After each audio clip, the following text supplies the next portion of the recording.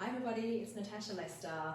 Here is part of my video series where I'm going to be basically taking you through the author talk I would have done at all of my author events that have obviously now been cancelled in the light of everything that's happening in the world. So I thought that maybe this was a great way for you guys to still see what I would have said to you had I been able to come and see you at one of my talks, and for you to learn a little bit more about the Paris secret. So grab a glass of wine, a cup of tea, sit back, relax, and enjoy the next 5 minutes or so as I talk you through one element of the book.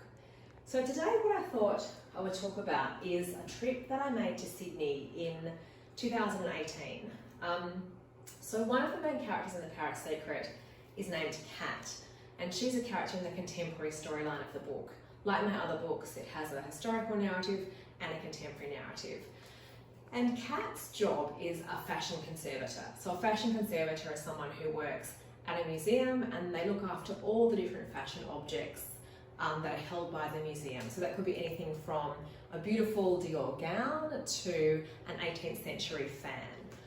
And I wanted to make sure that when I was writing about Kat as a fashion conservator, that I wrote about her authentically in a way that people would believe that she really was a fashion conservator, because her job is kind of important to what happens in the book.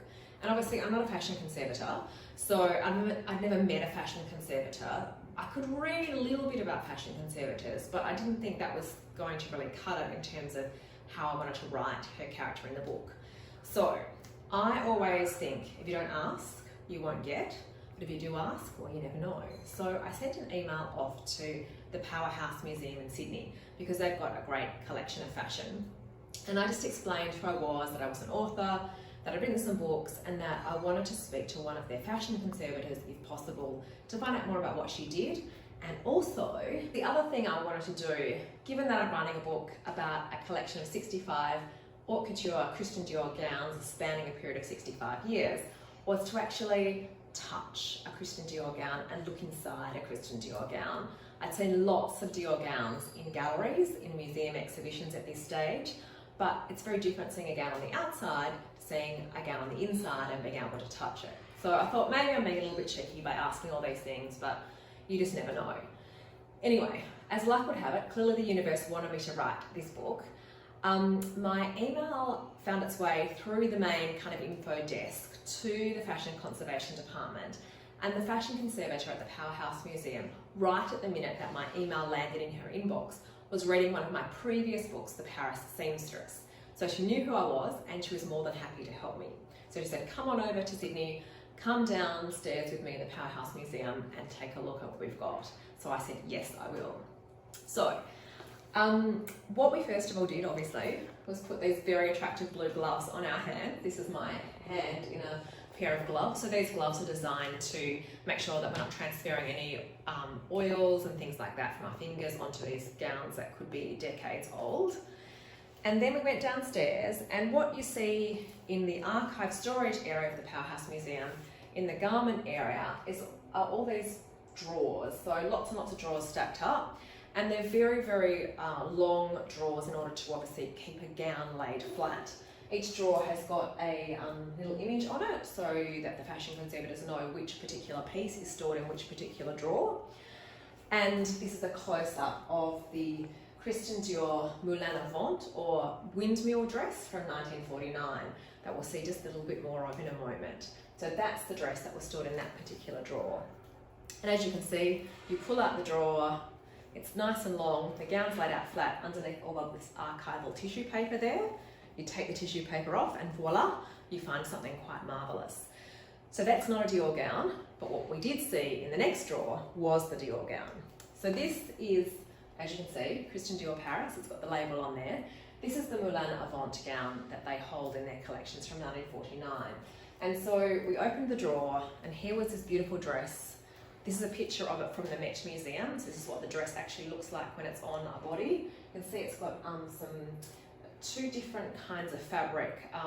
One kind of folded over so you can see the back textured effect here. And it's really quite an intricate piece. This is what it kind of looks like later in a drawer. Unfortunately, black is really hard to photograph well with the details. So I've got another example of a dress a bit later to show you too, so we can see some more of those details that are really important. And then we opened up the dress to look inside it. And this was the kind of thing I wanted to see. So I've lightened this photo up a little bit so you can see the details here.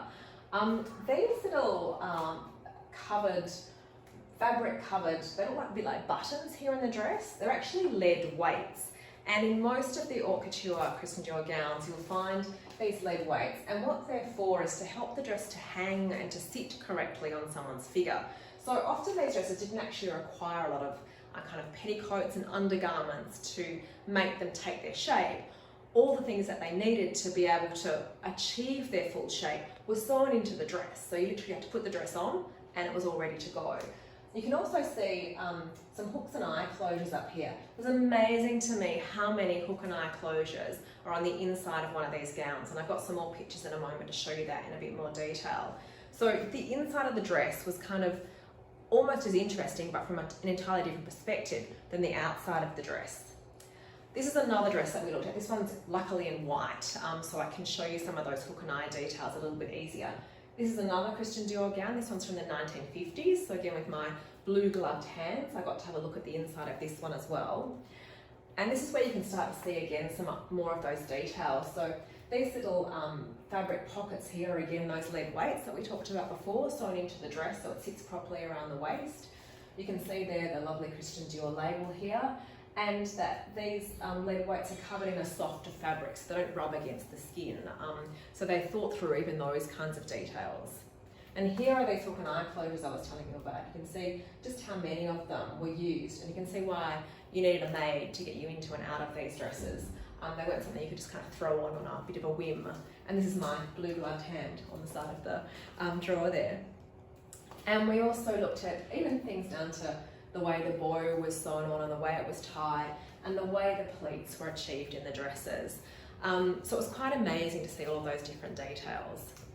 So after having seen all of these things, I felt a couple of things. The first was that I could write about what a fashion conservator did because I'd seen the way the museum was set up and what the conservators did with all of the different garments they looked after. And I also felt like I could write about Kat because Kat is the one who discovers the 65 haute couture Christian Dior gowns in her grandmother's wardrobe.